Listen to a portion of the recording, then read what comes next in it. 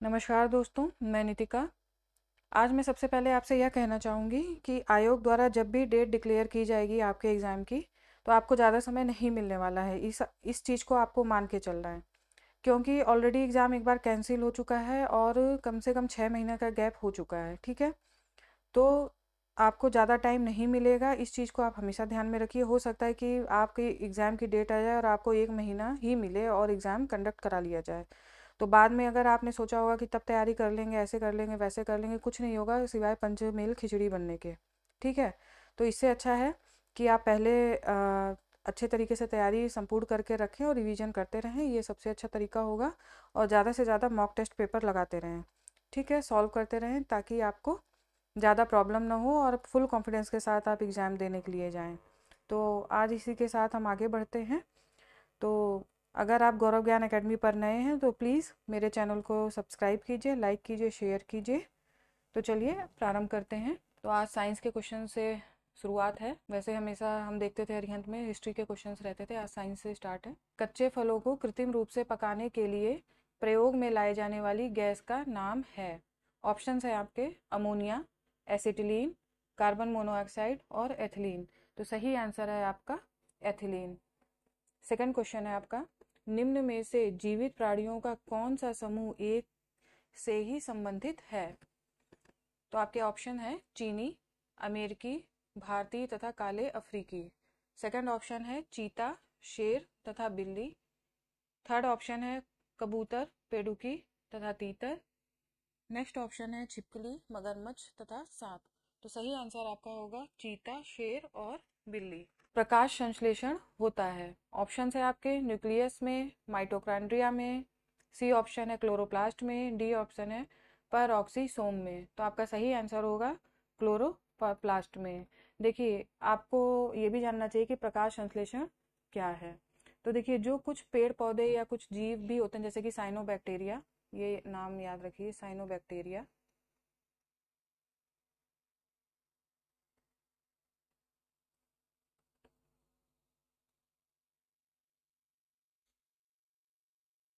Cyanobacteria जिस ये ऐसे कुछ जीव हैं जो प्रकाश ऊर्जा को रासायनिक ऊर्जा में परिवर्तित करते हैं, उसे ही हम प्रकाश संश्लेषण कहते हैं, ठीक है? प्रकाश ऊर्जा को रासायनिक ऊर्जा में। जिस ग्रंथ में चंद्रगुप्त मौर्य का विशिष्ट रूप से वर्णन हुआ है वह है, आपके ऑप्शंस हैं भास, शूद्रक, विशाखदत्त और अश्वघोष। तो सही आंसर है आपका विशाख दत्त। देखिए, जो विशाख दत्त की पुस्तक का नाम है वो एक है मुद्रा राक्षस, ठीक है? और दूसरी बुक का नाम है देवी चंद्रगुप्तम, ठीक है? देवी चंद्रगुप्तम। अब देखिए, मुद्रा राक्षस में आपके मौर्य यानी कि चंद्रगुप्त मौर्य का वर्णन है, जबकि देवी चंद्रगुप्तम में आपके रामगुप्त का वर्णन है जो कि गुप्त साम्राज्य से संबंधित है, ठीक है? और शूद्रक की पुस्तक का नाम है मृच्छकटिकम। भास की पुस्तक का नाम है स्वप्नवासव दत्ता। और अश्वघोष जो कि बुद्ध चरितम के लेखक थे, कनिष्क के दरबार में ये रहते थे, ठीक है? नेक्स्ट क्वेश्चन देखते हैं। अशोक के शिलालेखों में प्रयुक्त भाषा है, आपके ऑप्शन है संस्कृत, बी प्राकृत, सी पाली, डी हिंदी। तो सही आंसर है बी प्राकृत। आगे बढ़ते हैं। हड़प्पा में एक उन्नत जल प्रबंधन प्रणाली का पता चलता है। ऑप्शंस हैं धौलावीरा, लोथल, कालीबंगा, डी आलमगीरपुर। तो आपका सही आंसर है ए धौलावीरा में, ठीक है? जबकि अ, अन्य ऑप्शन के बारे में मैंने आपको पिछले मॉक टेस्ट पेपर में बताया भी है। 3 मॉक टेस्ट पेपर हो चुके हैं तो आप वो देख सकते हैं। तो आलमगीरपुर, इसके बारे में जानिए। ये उत्तर प्रदेश के मेरठ में स्थित है, ठीक है? मेरठ में स्थित है। अच्छा, जो इसका स्थल का कार्यकाल है वो माना जाता है 3300 ईसा पूर्व से 1300 ईसा पूर्व तक, ठीक है? चीनी यात्री ह्वेनसांग ने किस विश्वविद्यालय में अध्ययन किया था? तो आपके ऑप्शन है तक्षशिला, विक्रमशिला, मगध और नालंदा। तो सही आंसर है आपका नालंदा। ठीक है। अच्छा, जो ये नालंदा था, इसकी स्थापना हुई थी कुमारगुप्त प्रथम के समय गुप्त साम्राज्य में, और विक्रमशिला विश्वविद्यालय पाल राजा धर्मपाल के समय। ठीक है, जो पाल वंश था, धर्मपाल राजा थे उसके, उनके समय हुई थी। नेक्स्ट क्वेश्चन देखते हैं। सिपाही विद्रोह के समय भारत का गवर्नर जनरल कौन था? आपके ऑप्शन हैं Lord Canning, Lord Dalhousie, Lord Hardinge और लॉर्ड लिटन। तो सही आंसर है आपका लॉर्ड कैनिंग। आगे बढ़ते हैं। 1857 के विद्रोह के संदर्भ में निम्न में से किसे उसके मित्र ने धोखा दिया तथा जिसे अंग्रेजों द्वारा बंदी बनाकर मार दिया गया था? तो आपके ऑप्शंस हैं नाना साहब, कुंवर सिंह, खान बहादुर खान और तात्या टोपे। तो आपका सही आंसर होगा तात्या टोपे। देखिए, इनका जो मूल नाम था वो था रामचंद्र पांडुरंग।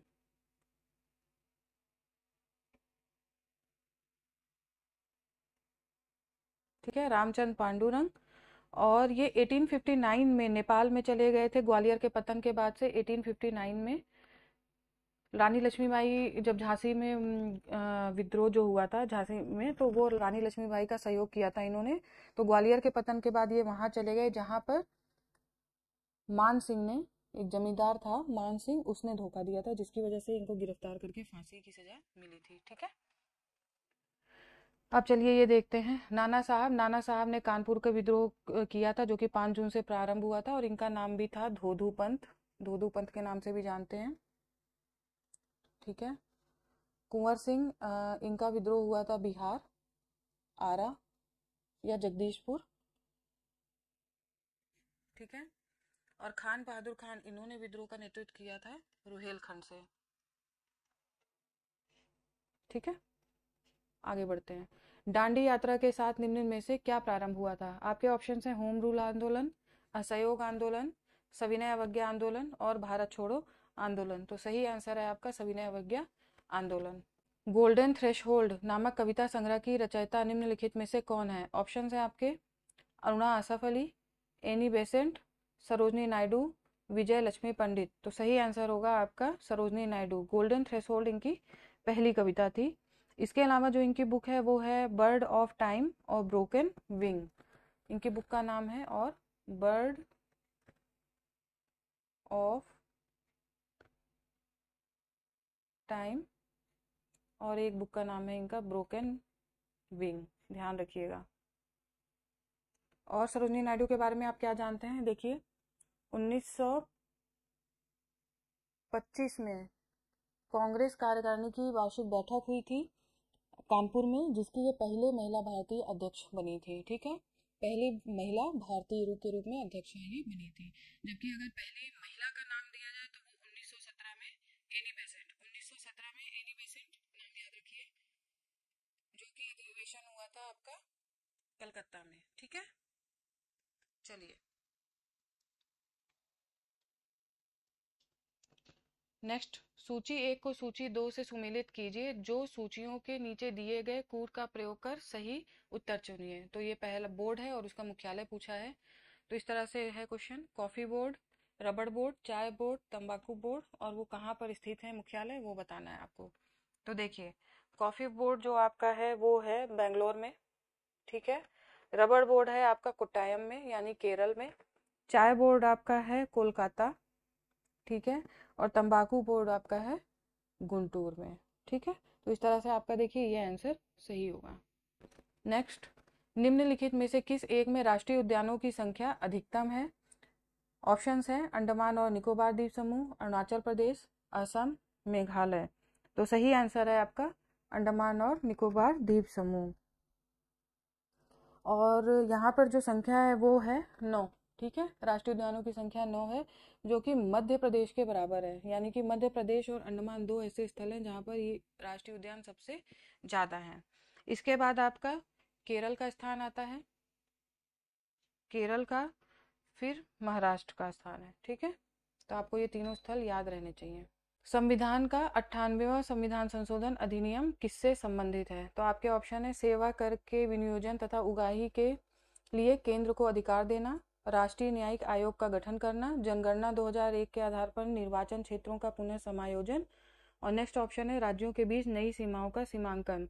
तो सही आंसर है आपका राष्ट्रीय न्यायिक आयोग का गठन। ठीक है। नेक्स्ट, निम्नलिखित कथनों पर विचार कीजिए। अनुच्छेद 301 संपत्ति के अधिकार से संबंधित है। संपत्ति का अधिकार एक विधिक अधिकार है किंतु यह मूल अधिकार नहीं है। भारत के संविधान में अनुच्छेद 300A केंद्र कांग्रेस सरकार द्वारा 44वें संविधान संशोधन से अंतर्स्थापित किया गया था। तो आपका इसमें देखिए, पहली बात तो संपत्ति का अधिकार यहीं पे बता रहा है कि 300A में, तो ये संपत्ति का अधिकार 301 में नहीं है। आपका संपत्ति का अधिकार है अनुच्छेद 300A। देखिए, ये मैंने जो आपका अरिहंत का तीसरा मॉक टेस्ट पेपर है उसमें आपको संपत्ति के अधिकार के बारे में पूरा बताया है, वहाँ भी आप देख सकते हैं। तो ये पहली बात तो ये 300A में है, और इसका आप भाग भी याद रखिए, ये किस भाग में आता है। तो भाग है संपत्ति का अधिकार किस भाग में, तो भाग 12 में। ठीक है। और संपत्ति का अधिकार एक विधिक अधिकार है किंतु यह मूल अधिकार नहीं है। बिल्कुल सही बात है, ये बिल्कुल सही बात है। पहले मूल अधिकार था, इसी को 44वें संविधान संशोधन के द्वारा हटा करके उसको अनुच्छेद 300A में डाला गया था। तो ये बिल्कुल सही चीज है, और ये गलत है। ठीक है, इसका ये गलत है। तो इसका सही आंसर होगा, कौन सा सही है पूछा है, तो इसका सही आंसर होगा ऑप्शन ए, केवल 2। कांग्रेस सरकार नहीं थी इस समय, जनता सरकार थी, इसलिए ये ऑप्शन गलत होगा। चलिए, भारत के संविधान से संबंधित निम्न युग्मों से कौन सा एक सही सुमेलित नहीं है। आपके ऑप्शन है 1 समवर्ती सूची, शेयर बाजार समवर्ती सूची, डाकघर बचत बैंक संघीय सूची, लोक स्वास्थ्य राज्य सूची। तो क्वेश्चन क्या पूछा है कि कौन सा सुमेलित नहीं है, तो इसका सही आंसर होगा शेयर बाजार समवर्ती सूची, क्योंकि शेयर बाजार जो है वो संघ सूची का विषय है। ठीक है। अब देखिए, आपको इसमें याद कैसे करना है। 1 जो है वो समवर्ती सूची का विषय है, लोक स्वास्थ्य राज्य सूची का विषय है, और डाकघर बचत बैंक ये संघीय सूची का विषय है। तो इस तरह से आपको ये याद करना है। नेक्स्ट, भारत के उपराष्ट्रपति को पदच्युत करने का संकल्प निम्नलिखित में से कहाँ प्रस्तावित किया जा सकता है। तो आपके ऑप्शन है केवल लोकसभा में, संसद के किसी भी सदन में, संसद की संयुक्त बैठक में, और केवल राज्यसभा में। तो देखिए, इसका सही आंसर होगा केवल राज्यसभा में। और आप देखिए, ये जो आर्टिकल है वो आर्टिकल 67 ख में। ठीक है, पदच्युत करने का। और अगर राष्ट्रपति का आपको बताया जाए तो राष्ट्रपति का को हटाने का या महाभियोग का है 61 में, आर्टिकल 61 में। ठीक है, आगे बढ़ते हैं। तो ये सुमेलित करने के लिए पूछा है कि कौन सा अनुच्छेद में क्या कहा गया है, तो इसमें ये पूछा गया है। तो चलिए देखते हैं। अनुच्छेद 14, अनुच्छेद 15, अनुच्छेद 16 और अनुच्छेद 17। चलिए, राज्य किसी नागरिक के विरुद्ध केवल धर्म, मूल, वंश, जाति, लिंग, जन्म स्थान या इनमें से किसी के आधार पर विभेद नहीं करेगा। ये बात आपकी कही गई है अनुच्छेद 15 में। ठीक है। अनुच्छेद 16 में है राज्य के अधीन किसी भी पद पर नियोजन या नियुक्ति से संबंधित विषयों से सभी नागरिक के लिए अवसर की समता होगी। देखिए, यहाँ पे जो आपका की पॉइंट है वो मैं आपको बता दे रही हूँ, अवसर की समता, अनुच्छेद 16। ठीक है, ये ध्यान रखिएगा। और वहाँ पे, क्योंकि कई बार हम 16 और 15 में कंफ्यूज कर जाते हैं, तो ये अनुच्छेद 16 की बात है, तो इसको आप इस की पॉइंट से याद रखिए। अनुच्छेद 14 विधि के, देखिए, विधि के समक्ष समता या समान संरक्षण, ये की पॉइंट है इसका। तो अनुच्छेद 14 इस तरीके से आप याद रखिए, ये अनुच्छेद 14 है। ठीक है। और अनुच्छेद 17 सीधे सीधे है अस्पृश्यता का अंत, ये बात है, अस्पृश्यता का अंत। तो इस तरह से इसका सही आंसर होगा सी। चलिए, नेक्स्ट क्वेश्चन देखते हैं। दिसंबर 2023 में प्रधानमंत्री नरेंद्र मोदी के अयोध्या दौरे के दौरान नवनिर्मित अयोध्या हवाई अड्डे का नाम बदलकर क्या रखा गया। तो आपके ऑप्शन में मर्यादा पुरुषोत्तम श्री राम अंतर्राष्ट्रीय हवाई अड्डा, महर्षि वाल्मीकि अंतर्राष्ट्रीय हवाई अड्डा, अमृत धाम अंतर्राष्ट्रीय हवाई अड्डा, या उपरोक्त में से कोई नहीं। तो सही आंसर है आपका महर्षि वाल्मीकि अंतर्राष्ट्रीय हवाई अड्डा। देखिए, कंफ्यूज होके ये श्री राम अंतर्राष्ट्रीय हवाई अड्डा मत कराइएगा। नेक्स्ट, निम्नलिखित कथनों पर विचार कीजिए। भारतीय रिजर्व बैंक का राष्ट्रीयकरण 26 जनवरी 1950 को हुआ। भारत सरकार के ऋण कार्यक्रमों का संचालन व्यय विभाग वित्त मंत्रालय द्वारा होता है। तो इसमें से कौन सा कथन सही है। तो देखिए पहला ही जो ये कथन है ये गलत है, क्योंकि जो रिजर्व बैंक का राष्ट्रीयकरण हुआ था वो हुआ था 1 जनवरी 1949 को, ठीक है। और इनके काम क्या है, भारत सरकार के ऋण कार्यक्रमों का संचालन व्यय विभाग वित्त मंत्रालय द्वारा होता है। तो नहीं, आपको जो है इनमें से सही आंसर इनमें से कोई नहीं, क्योंकि रिजर्व बैंक का जो काम होता है वो एक तो देखिए आप 2-3 काम है इनके, ध्यान रखिए। बैंकरों का बैंक होता है, विदेशी रिजर्व का संरक्षक होता है, जो कि मैंने बताया था कि 200 करोड़ रुपए का रिजर्व रखना हम आवश्यक होता है, विदेशी मुद्रा के उसमें रखना होता है, या सोने के सिक्के या बुलियंस में ऐसे रखना होता है रिजर्व को। तो उस रिजर्व को का संरक्षक जो होता है वो रिजर्व बैंक होता है। ऋण का नियंत्रक होता है, मुद्रा या नोटों की जो छपाई और आपूर्ति का प्रबंधन किया जाता है वो भी रिजर्व बैंक के द्वारा ही किया जाता है। तो इस तरह से आपको ऑप्शन, दोनों ऑप्शन गलत हैं ये, और इनमें से कोई नहीं इसका राइट आंसर होगा। चलिए, Netaji Subhash Chandra Bose institute of sports कहाँ स्थित है? आपके ऑप्शंस हैं लुधियाना, पटियाला, ग्वालियर और कोलकाता। तो सही आंसर है आपका पटियाला। नेशनल पुलिस एकेडमी स्थित है, ऑप्शंस है हैदराबाद, धनबाद, मसूरी, रांची। तो सही आंसर है हैदराबाद। रडार का प्रयोग मुख्य रूप से किया जाता है प्रकाश तरंगों द्वारा वस्तुओं का पता लगाने के लिए, ध्वनि तरंगों को परावर्तित करके वस्तुओं का पता लगाने के लिए, रेडियो तरंगों द्वारा वस्तुओं की उपस्थिति और स्थिति का ज्ञान करने के लिए, या वर्षा के जल भरे बादलों का पीछा करने के लिए। तो सही आंसर होगा आपका रेडियो तरंगों द्वारा वस्तुओं की उपस्थिति और स्थिति का पता करने के लिए। देखिए, जितने भी वायुयान या जलयान होते हैं या आपके ये वाहन हैं, इनकी जो दूर का पता होता है वो रेडियो तरंगों के माध्यम से लगाया जा सकता है। रडार का ये काम होता है, ऊंचाई या दिशा जो भी चीजें हैं वो इससे पता लगाई जा सकती हैं। अच्छा, मेन काम इसका ये है कि अंतरिक्ष यान और उपग्रहों को ट्रैक करने के लिए भी रेडियो तरंगों का प्रयोग किया जाता है, ठीक है। नेक्स्ट क्वेश्चन देखिए, निम्नलिखित में से कौन सा युग्म सुमेलित नहीं है? खनिज और प्राप्ति स्थान, तो देखिए uranium Jharkhand, monazite Kerala, lignite Tamil Nadu, petroleum Jharkhand. तो देखिए इसमें ये जो है गलत है, ठीक है। तो इसका सही आंसर ये होगा। और ये तीनों चीज़ें यहाँ पाई जाती हैं, इसको याद करिए। जैसे कि यूरेनियम जो है वो आपका झारखंड में पाया जाता है, मोनाजाइट केरल में और लिग्नाइट तमिलनाडु में, ठीक है। पहला कंप्यूटर किसने बनाया था? आपके ऑप्शन है Bill Gates, bill Clinton, Charles Babbage और मार्कोनी। तो सही आंसर होगा आपका चार्ल्स बेबेज। कृषि में खाद के रूप में तथा बीजों को सुरक्षित रखने के लिए फफूंदी मार के तौर पे उपयोग किया जाता है।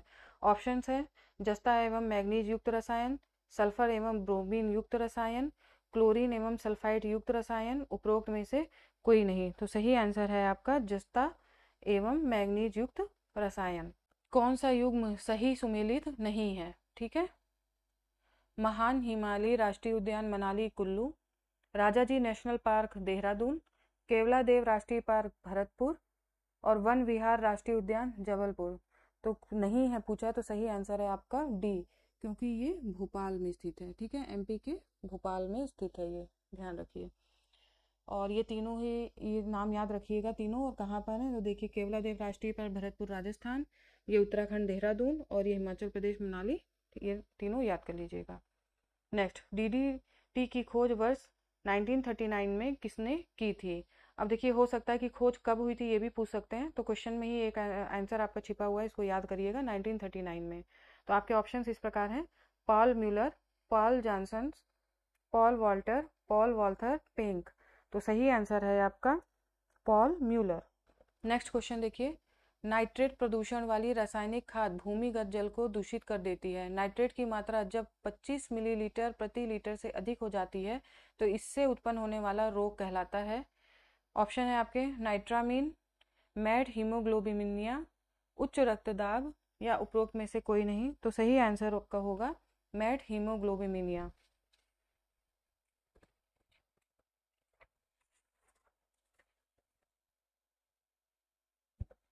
नेक्स्ट, वायु प्रदूषक वर्षा के साथ मिलकर बनाते हैं अधिक अम्लता, सामान्य स्थिति, कम अम्लता, उपरोक्त में से कोई नहीं। तो सही आंसर है आपका अधिक अम्लता।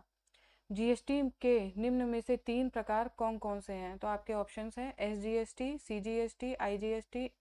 सेकंड ऑप्शन है एलजीएसटी, बीजीएसटी, एमजीएसटी।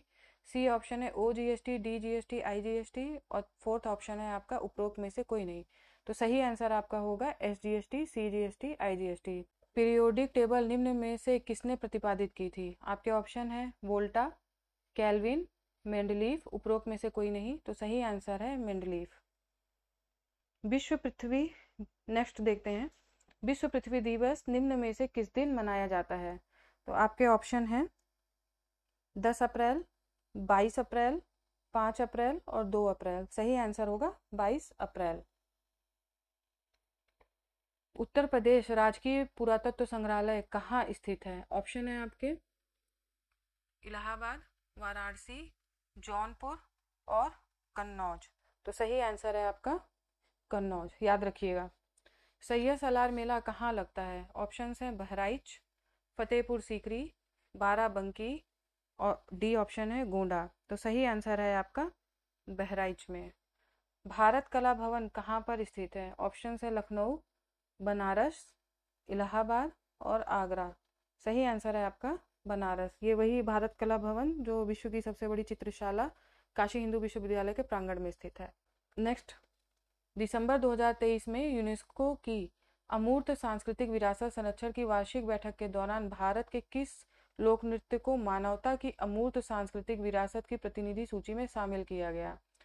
तो आपके ऑप्शन हैं गरबा, भोजाली, कर्मा और घूमर। तो सही आंसर है आपका गरबा, जो कि गुजरात में किया जाता है। ठीक है। एकमात्र ऐसे व्यक्ति निम्न में से कौन है जिन्होंने ऑस्कर एवं नोबेल दोनों पुरस्कार जीते हैं? आपके ऑप्शंस हैं जॉर्ज बर्नार्ड शा, जॉर्ज बीट, अल्बर्ट शाह और उपरोक्त में से कोई नहीं। तो सही आंसर होगा जॉर्ज बर्नार्ड शा। तो चलिए आज यहीं तक, फिर नेक्स्ट पेपर के साथ हम लोग जल्द ही मिलेंगे। तब तक आप पेपर सॉल्व कीजिए। स्वस्थ रहिए, मस्त रहिए। नमस्कार, आपका दिन शुभ हो।